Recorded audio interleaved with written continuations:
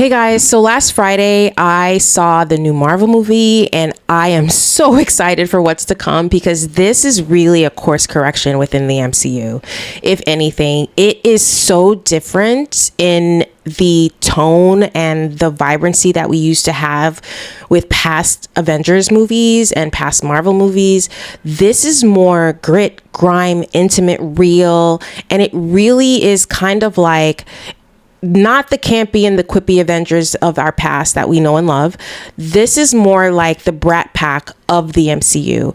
Ensemble of delinquents who are grappling with shame and rejection and alienation and the fear of being forgotten. I really feel that Thunderbolts Asterix is a superhero movie with soul.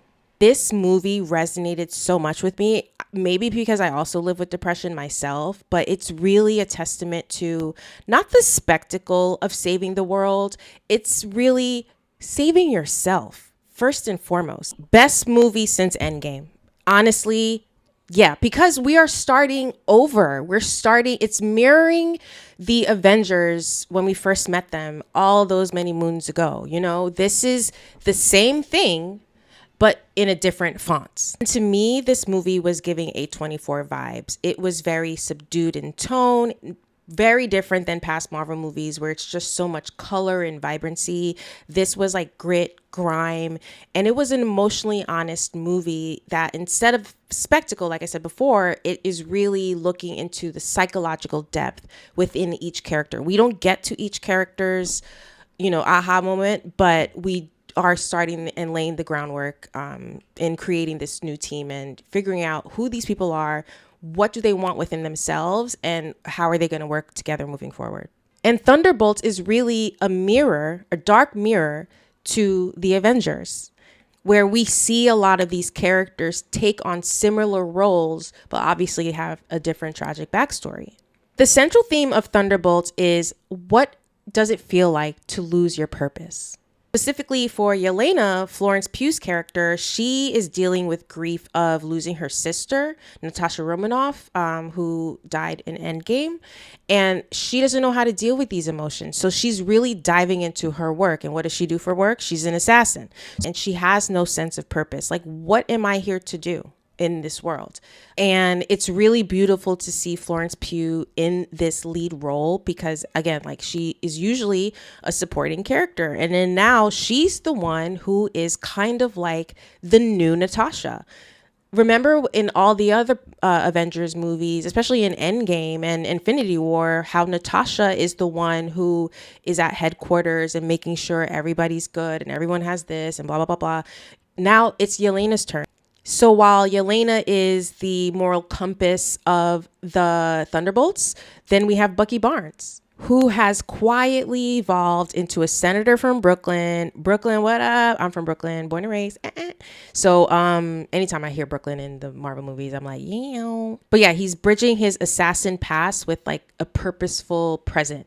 And I really like this version of Bucky. Sebastian Stan started doing this when he was in his 20s, and now I'm 40. He's like a few years older than me. And I can't believe doing this for 20 years, how he must feel, but you can sense that Bucky is that man. He's kind of like a leader. I liken him to Tony Stark or Steve Rogers in this new Thunderbolts dynamic. And then we have Yelena's father figure, her dad, Red Guardian, who's played by David Harbour. Red Guardian, we see that this man has a fear of being forgotten, especially because he's Russia's Captain America. He wants to be given the same treatment that our Steve Rogers got, which he never got. And he wants to relive his heydays. He wants to get back in the business. He wants to fight. He wants to, use his muscles and that super serum that's running through his veins. He is honestly, the true comedic relief of this entire movie. I really liked his presence in the movie because it wasn't too much. It wasn't doing what Deadpool and Wolverine was doing, where Ryan Reynolds had too many jokes, in my opinion, where it took away from the story itself. But the thing with Alexei is that as funny as he is deeply, deeply, deeply longing to feel seen. John Walker is leaning into his villain era, because this man is hostile, he's cocky, and he's damaged beyond repair as of right now. In Falcon Winter Soldier TV show, I felt he wasn't as much of a dick as he is in this movie. And then, of course, we have Ghost and Taskmaster, who we learn more about in this movie as well. You'll get more answers into finding out where they are in the story. Also introduced to a new character, Bob. I love Bob. I'm not going to say anything else about Bob, but he's played by Lewis Pullman, who is the son of actor Bill Pullman from Independence Day. Lewis Pullman's character in this movie's name's Bob, but he also plays a character named Bob in Top Gun Maverick, which I think came out in 2022. I just think it's kind of funny that he's playing another character named Bob, but we love Bob. But Bob has a lot to unpack. And this movie is literally the embodiment of your mind can be your worst enemy.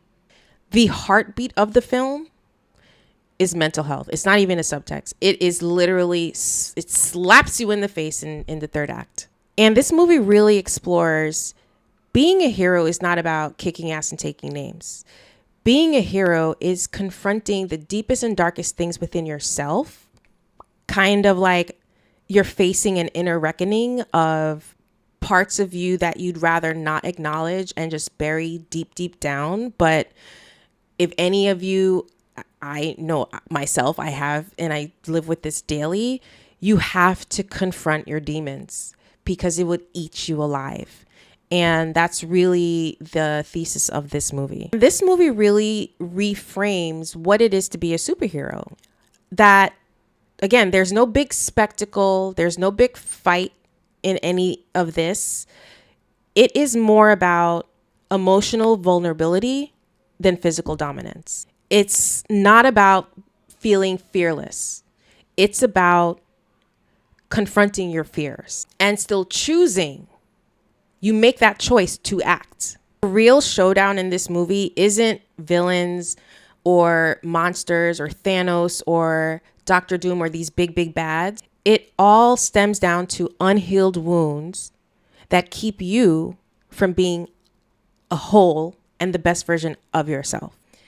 And I've seen a lot of people on TikTok and, the social medias saying that it's like Suicide Squad. And I'm like, what? I just feel that comparison is just so lazy and inaccurate. Like, when I saw both of them, Suicide Squad and The Suicide Squad, I know Harley Quinn. I know her story. I know Peacemaker. I know his thing.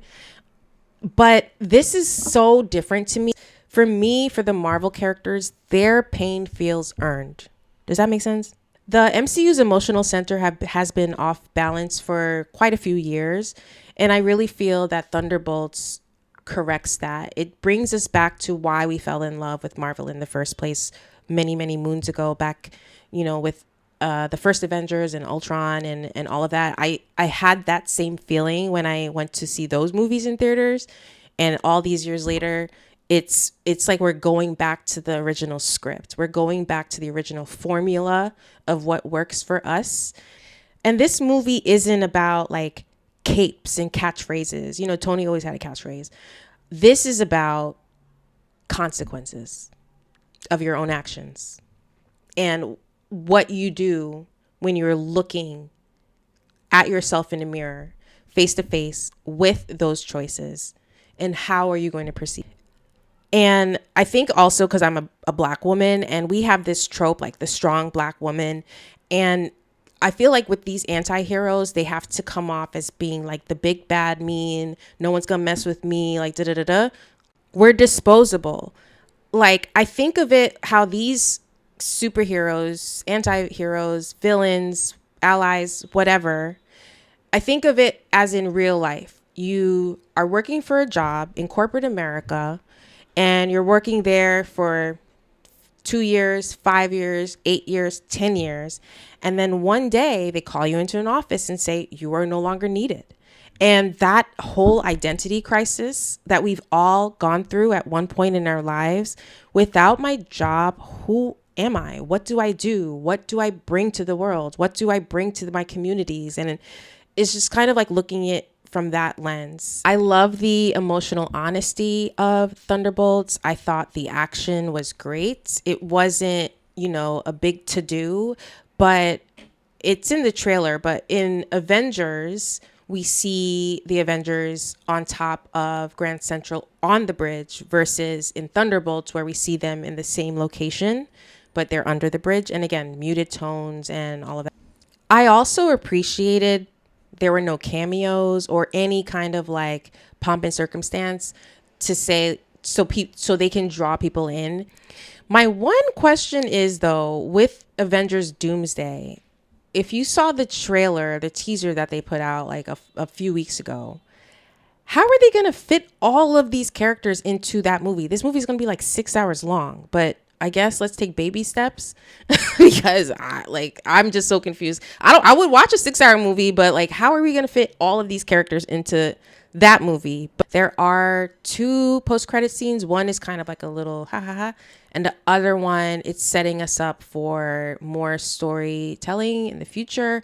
The next movie coming out is Fantastic Four. They did play the trailer of Fantastic Four whilst we were watching Thunderbolts. I personally don't like watching trailers anymore, but I was there. And from what I've seen, I'm excited.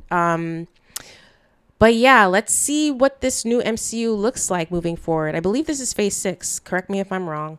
Oh, and we find out what that asterisk means. So stay tuned for that. They reveal it at the end of the movie. Thunderbolts is a refreshing masterclass in the superhero film genre and how to reimagine it and what does that look like, especially in today's day and age.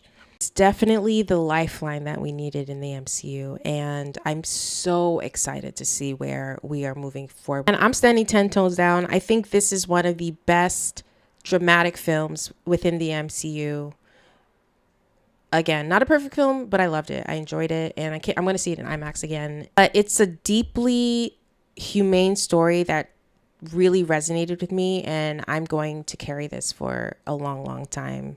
I can't say it enough. So go see it. Stay for the 2 post-credit scenes, and I'll see you in my next video. Bye.